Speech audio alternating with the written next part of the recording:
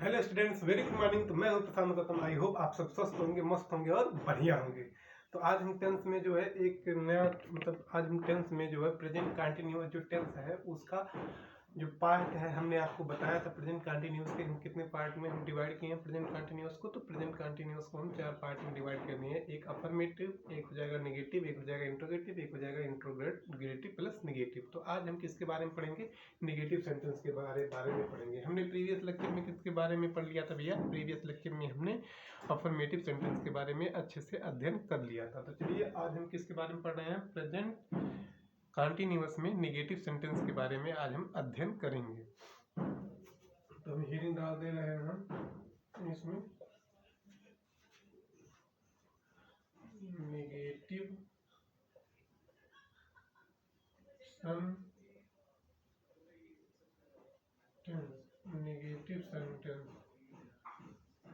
Negative sentence के बारे में हमने यहाँ पर हेडिंग नेगेटिव सेंटेंस की आज हम क्या करेंगे? नेगेटिव सेंटेंस के बारे में आज हम पढ़ेंगे। ठीक, एक बार हम फिर से आपको दोहरावा देना चाहते हैं। जो प्रेजेंट कंटिन्यूअस टेंस है, प्रेजेंट कंटिन्यूअस टेंस में सबसे पहले इसको पहचान करते हैं जो प्रेजेंट टेंस में होता है। पहचान में जैसे प्रेजेंट कंटिन्यूअस में है तो उसके वाक्य के लास्ट में क्या आ जाएगा? वाक्य के लास्ट में रहा है, रही है, रहे आदि आए तो उस वाक्य को हम हिंदी में पहचानेंगे कि ये प्रेजेंट कंटिन्यूअस का पार्ट है। अब इसमें हेल्पिंग वर्ब हम किसका इस्तेमाल करेंगे? इज, एम, आर का। इसमें किसका इस्तेमाल करेंगे? इज, एम, आर का हेल्पिंग वर्ब इस्तेमाल करेंगे। और आई और ही, सी, इट और नेम के साथ इज का प्रयोग। यू, वी, दे के साथ आर का प्रयोग। और जो है यहाँ पर आई के साथ हमेशा हम एम का प्रयोग करेंगे। और वर्ब की फर्स्ट फॉर्म में हम आईएनजी जोड़ देते हैं। इतना ये हमारा जो है क्या हो गया? बेसिक रूल हो गया। तो अब हम जो है इसके बारे में मतलब कि नेगेटिव सेंटेंस के बारे में हम पढ़ेंगे। तो नेगेटिव सेंटेंस के बारे में अब हम पढ़ने से पहले अब हम थोड़ा सा जो है रूल देख लेते हैं। इसका रूल क्या है, मतलब कि किस बेसिस पे हम ट्रांसलेशन करेंगे। तो वो जो है बेस क्या हो जाएगा? पहला हो जाएगा हमेशा क्या लिखते हैं? हमेशा हम क्या लिखते हैं? सब्जेक्ट। तो पहला क्या हो जाएगा? सब्जेक्ट। और फिर उसके बाद क्या है? सब्जेक्ट के बाद क्या आ जाएगा? सब्जेक्ट के बाद हमेशा हेल्पिंग वर्ब आएगी। तो हेल्पिंग वर्ब क्या है भैया? इज है, एम है और क्या है? आर है। इज, एम, आर, ये क्या हो जाएगी? हेल्पिंग वर्ब हो जाएगी। अब हेल्पिंग वर्ब जब इज, एम, आर हो जाएगी तो उसके बाद जो है अब हम किसका प्रयोग करेंगे? उसके बाद जो है इज, एम, आर। अब ये क्या है? Negative sentence. तो निगेटिव सेंटेंस हमेशा वाक्य में क्या आएगा? निगेटिव सेंटेंस के हमेशा वाक्य में क्या आएगा? नहीं आएगा, जिसकी इंग्लिश क्या हो जाएगी? नॉट। ठीक, तो नहीं आएगा। तो जैसे सब्जेक्ट फिर इज, एम, आर, उसके बाद क्या आ जाएगा भैया? नॉट लिख देंगे। क्या लिख देंगे? नॉट लिख देंगे। उसके बाद क्या आ जाएगा? उसके बाद आ जाएगा subject is, am, are, not, फिर इसमें आ जाएगी वर्ब की हम क्या यूज करेंगे? वर्ब की फर्स्ट फॉर्म में हम ऐसे लिख देते हैं, थोड़ा सा जगह कम पड़ जाएगी। तो वर्ब की फर्स्ट फॉर्म में हम क्या जोड़ देंगे? ये बहुत ही इंपॉर्टेंट है। ये जितने कंटिन्यूअस टेंस की हम बात करेंगे उसमें जो है आईएनजी फॉर्म जुड़ा ही रहेगा। वर्ब की फर्स्ट फॉर्म में क्या हम जोड़ देंगे?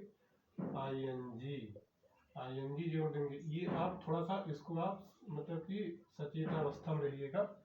ये जो है वर्ब की फर्स्ट फॉर्म में हम क्या जोड़ दिए? आईएनजी जोड़ दिए। अब क्या बचा? अब लास्ट में बचा ऑब्जेक्ट। लास्ट में क्या बचा भैया? ऑब्जेक्ट। ये हमारा जो है स्ट्रक्चर तैयार हो गया। हमारा जो ट्रांसलेशन है इसी के बेसिस पे होगा।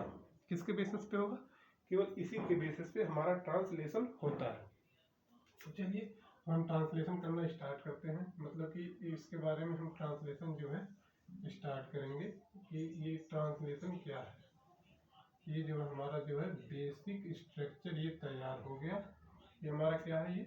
ये हमारा बेसिक स्ट्रक्चर, यहाँ से ये नॉट है, ये हमारा बेसिक स्ट्रक्चर ये हमारा तैयार हो गया। अब हम इसके बेसिस पे हम क्या करेंगे, ट्रांसलेशन करेंगे। ठीक, तो ट्रांसलेशन में जो है पहला वाक्य जो है, मैं शोर नहीं मचाता हूँ। ठीक, ये पहला वाक्य जो है क्या है कि मैं शोर नहीं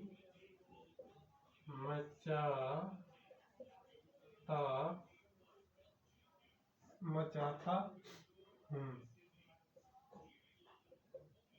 सॉरी, मैं शोर नहीं मचा रहा हूँ।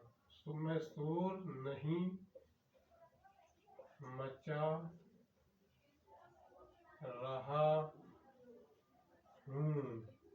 मैं शोर नहीं मचा रहा हूँ। अब देख लीजिए, एक तो ये आ गया, जहां पर नहीं आ जाएगा क्या आ जाएगा भैया, जहां पर नहीं आ जाएगा उससे मान लेंगे ये निगेटिव सेंटेंस, ये हमारा क्लियर हो गया। और जहां पर रहा, रही, रहे आ जाएगा वो कंटिन्यूअस टेंस हो जाएगा, तो ये मतलब हमारा सेंटेंस सही है। अब हम इसकी अंग्रेजी अब हम लिखेंगे, इसकी अंग्रेजी क्या हो जाएगी, इसकी अंग्रेजी देख लीजिए क्या, इसमें सब्जेक्ट क्या है, हमने आपको समझाया था, सिखाया था कि भैया सब्जेक्ट जो है या तो नाउन होगा या तो प्रोनाउन होगा, उसी को हम क्या कहेंगे, सब्जेक्ट कहते हैं। नाउन या प्रोनाउन को ही हम सब्जेक्ट कहते हैं। तो इसमें नाउन क्या भैया मैं है, तो मैं को अंग्रेजी में क्या लिखेंगे, मैं को अंग्रेजी में आई, और आई के साथ हमेशा हम बताए हैं किसका प्रयोग होगा, एम। तो आई, उसके बाद एम, आई एम। ठीक, आई एम ये हो गया, क्या हो जाएगा, ये यहाँ तक का मतलब कि सब्जेक्ट और फिर हेल्पिंग वर्ब, और उसके बाद जो है यहाँ पर हम क्या लिख देंगे, नॉट। अब यहाँ तक हम पहुँच गए, मतलब कि नॉट। अब फिर वर्ब की फर्स्ट फॉर्म में आईएनजी। तो मचाना का अंग्रेजी मतलब, मचाना को अंग्रेजी में ये समझ लीजिए मचा रहा है, या मचाना को अंग्रेजी में मेक कहते हैं। तो मेक का मतलब मेक हो जाएगा। अब इसके मतलब फर्स्ट फॉर्म में हम क्या जोड़ देंगे, आईएनजी। तो मेक में आई को हटाकर आई एन जी जोड़ देंगे। तो आई एम नॉट मेकिंग यहाँ पर प्रीपोजिशन के रूप में ए जोड़ देंगे। अब उसके बाद में प्रीपोजिशन ऐसे लगता है, हमें प्रीपोजिशन भी हम आपको समझाएंगे, जैसे ऑफ हो गया, इन हो गया, अपॉन हो गया, विद इन हो गया, इनसाइड हो गया, आउटसाइड हो गया, कमिंग, मतलब ये सब प्रीपोजिशन है। तो ये वाक्य को अटैच करने के लिए प्रीपोजिशन हम जोड़ देंगे ए। और उसके बाद क्या हो जाएगा, नॉइज, NOISE, नॉइज। तो ये हमारा सेंटेंस बनकर तैयार हो गया। ठीक, ये हमारा सेंटेंस बनकर तैयार हो गया कि मैं शोर नहीं मचा रहा हूँ। तो I am not making a noise. ठीक, मैं शोर नहीं मचा रहा हूँ। अब उसके बाद जो है दूसरा सेंटेंस अगर हम बात करें, तो मेरे अध्यापक हिंदी नहीं पढ़ा रहे हैं। अगर दूसरे सेंटेंस की अगर बात करें तो लिख दो भैया कि मेरे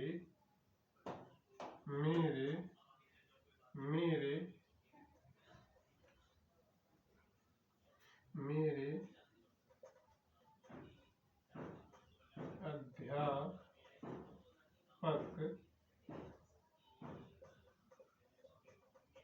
हिंदी नहीं पढ़ा रहे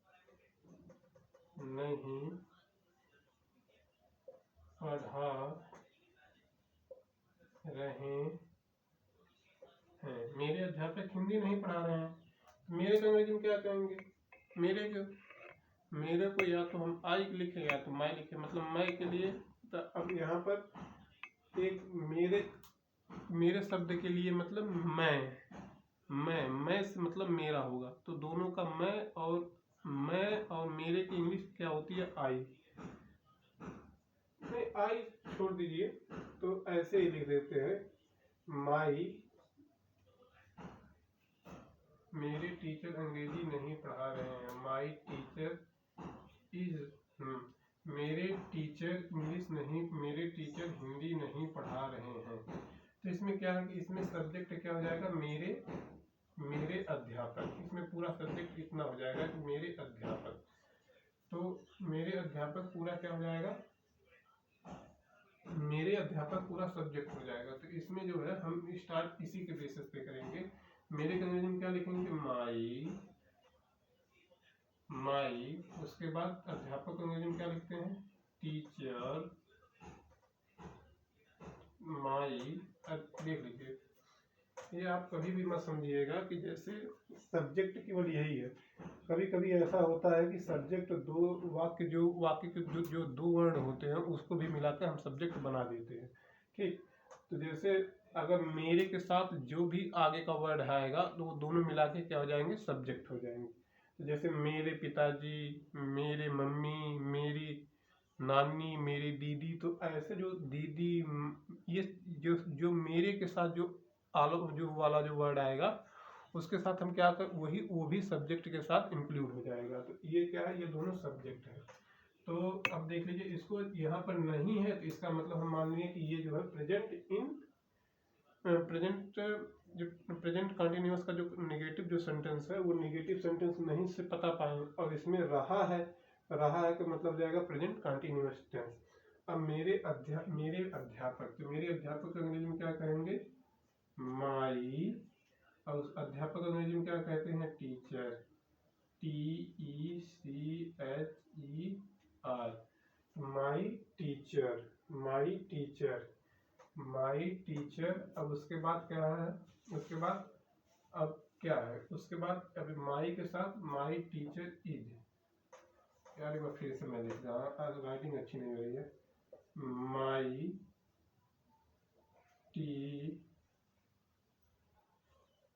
टीचर। अब उसके बाद यहाँ पर माई का मतलब मेरा मतलब आई से है। तो यहाँ पर क्या है, राइटिंग नहीं बैठ रही, इसमें जो है my teacher is, my teacher is. अब उसके बाद यहाँ पर सारी क्रिया तक आ गए। अब उसके बाद हम क्या करेंगे, my teacher is not, my teacher is not. अब वर्ब की फर्स्ट फॉर्म में आईएनजी जोड़ेंगे। तो वर्ब की फर्स्ट फॉर्म क्या है, रीड, पढ़ा रहे हैं। तो वर्ब की फर्स्ट फॉर्म क्या हो जाएगी, रीड। वर्ब की फर्स्ट फॉर्म रीड और उसमें क्या क्या जोड़ देंगे, आईएनजी। वर्ब की फर्स्ट फॉर्म में my teacher is not reading Hindi, इसमें क्या जोड़ देंगे, रीडिंग हिंदी। ठीक, अब उसके बाद तीसरे की अगर हम बात कर रहे हैं तो तीसरा क्या हो जाएगा, तुम अपने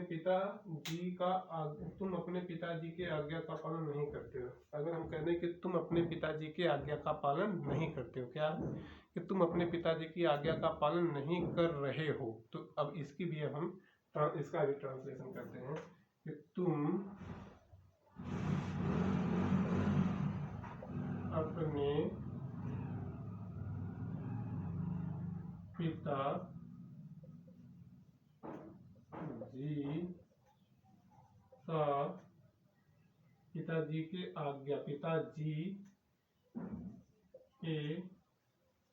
के आज्ञा का पालन नहीं कर रहे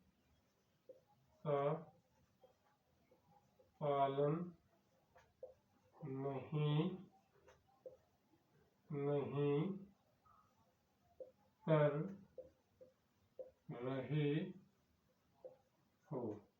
तुम अपने पिताजी की आज्ञा का पालन नहीं कर रहे हो, तुम अपने पिताजी की आज्ञा का पालन नहीं कर रहे हो। तो अब देख लीजिए, अब यहाँ पर क्या है कि यहाँ पर केवल सब्जेक्ट ये क्या हो जाएगा, ये सब्जेक्ट हो जाएगा।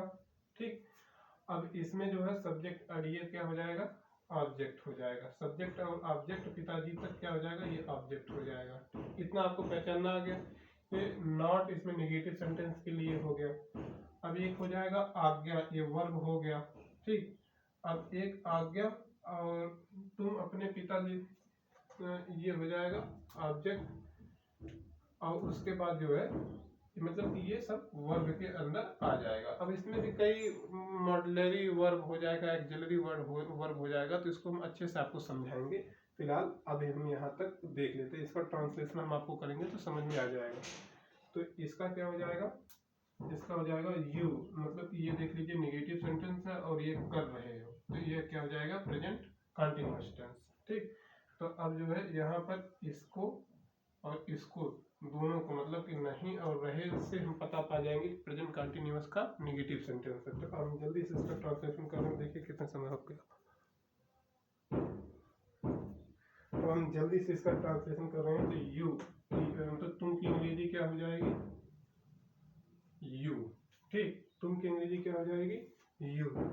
अब यू के साथ हम क्या प्रयोग करेंगे, यू के साथ हमेशा हम क्या प्रयोग करते हैं, आर। तो यू आर, यू आर। अब यू आर और उसके बाद क्या हो जाएगा, नॉट। You are not. देख लीजिए हम इसी के बेसिस पे बना रहे हैं ट्रांसलेशन, हम केवल इसी के बेसिस से हम कर रहे हैं। तो यू आर नॉट। ठीक, अब क्या है, क्या नहीं कर रहे हो, यू आर नॉट आज्ञा का पालन। क्या है कि यू आर नॉट आज्ञा का पालन। तो आज्ञा का जो पालन है उसको अंग्रेजी में क्या कहेंगे, ओबे। ओबे मतलब कि आज्ञा का पालन करना, आज्ञा। आज्ञा क्या हो जाएगा, ओबे मतलब क्या हो जाएगा, आज्ञा। ठीक, ओबे मतलब क्या हो जाएगा, आज्ञा। ओबे मतलब क्या हो जाएगा, आज्ञा। तो ओबे, ओ बी वाई, ओबे। फिर ओबे में हम क्या जोड़ देंगे, आई एन जी। इसके अकॉर्डिंग ओबे में हम आई एन जी जोड़ देंगे। अब क्या है, ओबे। ठीक, अभी ये कंप्लीट हो गया। क्या हो गया कि आज्ञा का पालन एक कर रहे हो। इसी में भी ये आपको दो चीजें आपको लग रहा होगा कि एक करना का अंग्रेजी डू होती है, लेकिन यहाँ पर डू को हम नहीं कंसीडर करेंगे। जो मेन जो वर्ब है, जो मेन वर्ब दर्शा रही है, जैसे करना को अगर कहा जाए कि वो मेन वर्ब है या आज्ञा मेन वर्ब, तो आज्ञा उसमें ज्यादा हो जाएगी, आज्ञा वो सुपीरियर हो जाएगा। तो केवल हम सुपीरियर को ही लेंगे और ये जो है इसी में आ जाएगा। मतलब कि आज्ञा का पालन करना। ठीक, आज्ञा का पालन करना। तो आज्ञा, आज्ञा भी वर्ब है, करना भी वर्ब है। तो उसमें जो अगर हम ओबे इंग लिख देंगे तो वो दोनों उसी में इन्वॉल्व हो जाएगा। तो you are not obeying, you are not obeying. ठीक, यू आर नॉट ओबेइंग। अब अपने पिताजी की, यू आर नॉट, अब ऑब्जेक्ट क्या है इसमें, अपने पिताजी की। You are not obeying. अब अपने यू का अपना क्या होता है, योर। तो क्या हो जाएगा, योर। और उसके बाद यू का अपना योर। और अपने पिताजी का, तो अपने पिताजी का अंग्रेजी में क्या लिख देंगे, फादर। फादर। अब क्या है, पालन। पालन मतलब कि एक बार हम ऐसे लिख देते हैं कि पिताजी का पालन का मतलब क्या जाएगा, order. Order, order. You are not obeying your father order. ठीक, you are not obeying your father order. थोड़ा सा ये सेंटेंस थोड़ा सा बड़ा है, तो थोड़ा सा आपको समझने में दिक्कत आ रही होगी, लेकिन ये सेंटेंस सही है जो हमने आपको बना कर जो दिया है। एक बार दो आप प्रैक्टिस करेंगे तो वो आ जाएगा। ठीक, जैसे इसमें सब्जेक्ट यू हो गया, फिर इसमें हम क्या लगा दिए कि हेल्पिंग वर्ब के अनुसार हम आर लगा दिए, उसके बाद इसके अनुसार नॉट लगा दिए। अब पालन करना का अंग्रेजी में क्या कहते हैं, पालन। आज्ञा का क्या अंग्रेजी हो जाएगी, आज्ञा की अंग्रेजी हो जाएगी ओबे। ओबे में हम क्या जोड़ देंगे, आई एन जी जोड़ दिए। अब फिर अपने पिताजी की बात कर रहे हैं तो अपने पिताजी का मतलब हो जाएगा योर फादर, ऑब्जेक्ट हो जाएगा। अब ऑब्जेक्ट के साथ जो है क्या मतलब, ऑब्जेक्ट के साथ एक हम और जोड़ दे रहे हैं कि जैसे ओबे मतलब आज्ञा हो गया। अब पालन की अंग्रेजी जो है, पालन की अंग्रेजी हो जाएगी आर्डर। तो पिताजी के आर्डर का पालन। ठीक, चलिए 3 सेंटेंस हो गया। और चौथा सेंटेंस अगर हम बताएं तो चौथा सेंटेंस जो हो जाएगा, जो है चौथा सेंटेंस, तुम अपना काम नहीं कर रहे हो। ठीक, क्या हो जाएगा, तुम, रुकिए थोड़ा इंक भर लें।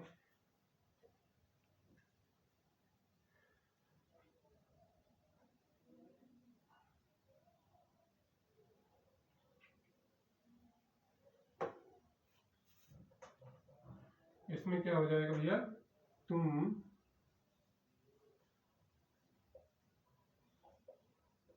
अपना, अरे यार बहुत गाढ़ा दिखा रहा है। चलिए देखिए क्या हो जाएगा, तुम, अरे भाई, तुम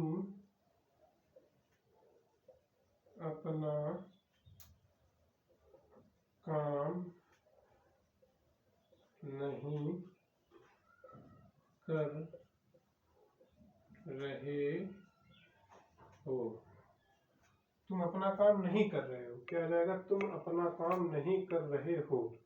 अब इसकी अंग्रेजी अगर हम लिखना रहे तो इसकी अंग्रेजी क्या हो जाएगी, आप देख लीजिए। इसमें सब्जेक्ट क्या है, इसमें सब्जेक्ट क्या है भैया, इसमें सब्जेक्ट क्या है, सब्जेक्ट यू हो जाएगा।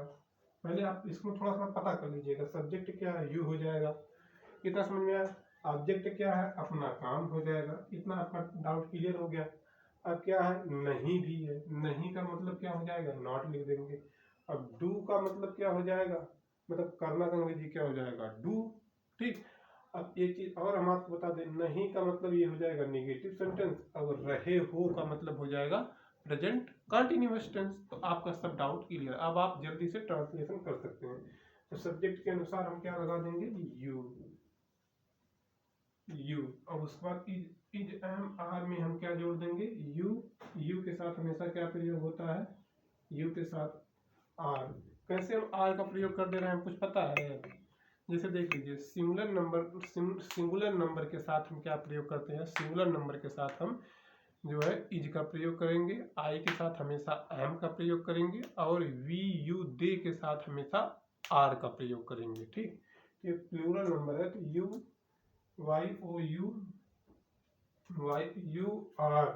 ठीक, यू आर यहाँ तक पहुंचे। फिर क्या जोड़ देंगे, you are sorry you are not, you are not क्या हो जाएगा, यू आर नॉट। यहाँ तक आ गए, यू आर नॉट।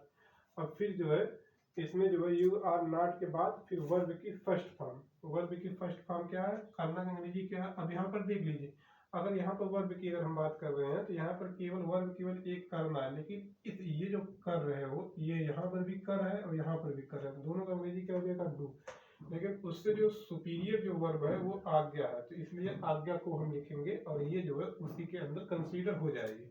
लेकिन यहाँ पर जो है मेन वर्ब क्या भैया, यहाँ पर मेन वर्ब ही डू है, करना है। तो यहाँ इसलिए हम मेन वर्ब में हम क्या लिखेंगे, डू। अब ये इसके अकॉर्डिंग हम क्या इसमें जोड़ देंगे, आई एन जी,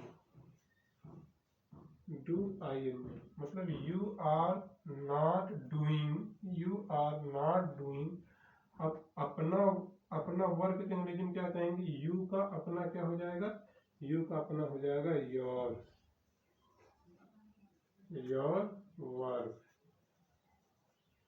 यू का अपना योर वर्क हो जाएगा। ठीक, अब वह घर का काम नहीं कर रहा है। अभी एक सेंटेंस और हम बता दे रहे हैं जल्दी से कि वह घर का काम नहीं कर रहा है, वह घर का काम नहीं कर रहा है। तो देखिए, वह घर का काम नहीं, ये नहीं आ गया मतलब नेगेटिव सेंटेंस, और रहा है मतलब continuous tense, present continuous tense. अब इसमें सब्जेक्ट की बात करें तो सब्जेक्ट देख लीजिए, वह हो गया। ठीक, अब ये क्या हो जाएगा, ये क्या हो जाएगा, ये क्या हो जाएगा, मतलब कि नॉट, नहीं का अंग्रेजी हमेशा नॉट ही रहेगा। अब इसमें करना का अंग्रेजी क्या हो जाएगा, डू, ये हो जाएगा वर्ब। अब ये यहाँ से लेके घर का काम जो है, किस कौन सा काम, तो घर का काम, तो घर का काम क्या हो जाएगा, ऑब्जेक्ट हो जाएगा। तो हम जल्दी से इसका ट्रांसलेशन कर देते हैं। तो वह की अंग्रेजी क्या हो जाएगी, ही। अब ही क्या है, सिंगुलर है, तो ही सी इट के साथ इज का प्रयोग, ही इज। अब उसके बाद क्या है, उसके बाद हम लिखेंगे not, he is not, he is not. अब उसके बाद ही इज नॉट। अब क्या, अब नॉट के बाद क्या करेंगे, वर्ब में आई एन जी जोड़ देंगे। तो अब नॉट, ही इज नॉट, जो है करना का अंग्रेजी क्या हो जाएगी, डू। डू में क्या जोड़ देंगे, I N G. He is not doing, he is not doing, he is not doing। ठीक, he is not doing work, he is not doing। अब यहाँ तक तो हो गया, यहाँ तक क्या हो जाएगा, यहाँ तक हो जाएगा verb, he is not doing, he is not doing, मतलब कि यहाँ तक हमारा सेंटेंस कंप्लीट हो गया। अब हम ऑब्जेक्ट के बारे में बात करेंगे, घर का काम। तो वर्क, तो घर के काम की अंग्रेजी क्या हो जाएगी, घर के काम की अंग्रेजी क्या हो जाएगी, तो घर के काम की अंग्रेजी क्या हो जाएगी, घर का काम। तो घर का काम की अंग्रेजी क्या हो जाएगी, इसमें देख लीजिए ये तो एक ये जो है ये मेन वर्ब है, ठीक, और एक ये भी काम भी वर्ब है, लेकिन जो काम है क्या है, ये काम है, ये काम घर के ऑब्जेक्ट, मतलब कि ये ऑब्जेक्ट के फॉर्म में हम इसको कंसीडर कर रहे हैं, तो ये ऑब्जेक्ट के फॉर्म में आई है। लेकिन मेन जो है वर्ब जो है क्या है, करना ही इसका मेन वर्ब है। और ये भी काम भी वर्ब है, ऐसी बात नहीं है, लेकिन अगर काम अगर अकेला होता तब, लेकिन इससे पहले हम देख रहे हैं कि घर का काम है, मतलब कि इसको हम वर्ब के फॉर्म में कंसीडर कर रहे हैं। तो ही is not doing work of home, work of home, work of home.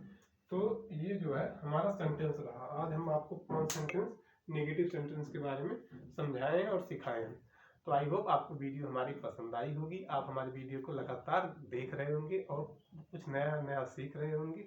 और ये जो भाई है जो मेहनत कर रहा है यार, उसके लिए आप इतना तो कर ही सकते हैं, चैनल को सब्सक्राइब कर सकते हैं, वीडियो को लाइक कर सकते हैं और कमेंट भी कर सकते हैं कि कैसा पढ़ा रहे हैं। अगर ख़राब पढ़ा रहे हैं, बढ़िया पढ़ा रहे हैं, तो यार आप अपना अगर फीडबैक देंगे तभी हम जान पाएंगे कि हम अपने आप में क्या सुधार लाएं और हम कैसे पढ़ा रहे हैं। सो आज के लिए बस इतना ही। Thank you, all the best.